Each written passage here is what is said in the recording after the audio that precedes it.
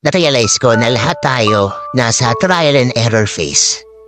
Hindi natin alam kung tama ba yung ginagawa natin o kung meron ba tayong mapapala sa mga desisyong nagawa natin.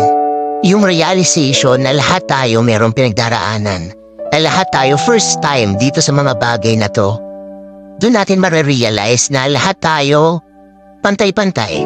Kaya mahirap rin na i-compare yung sarili natin sa iba kasi mali mo yung chapter 1 mo, chapter 10 na pala niya. Marami tayong hindi alam sa ibang tao at marami rin silang hindi alam tungkol sa atin. Kaya kung darating yung pagkakataon na mako-compare natin yung sarili natin sa kanila, yun yung kailangan natin iwasan. Mahirap pero kailangan eh. Kaya nga lagi nila sinasabi, i-compare mo yung sarili mo sa dating ikaw. Kasi dun mo makikita kung nag-improve ka ba, kung meron ba nangyari na maganda sa buhay mo, yung realization na lahat tayo may pinagdaraanan. Doon tayo nagiging pantay-pantay. Lahat tayo may hinaharap. Kaya huwag mo i-pressure yung sarili mo sa nangyari sa ibang tao.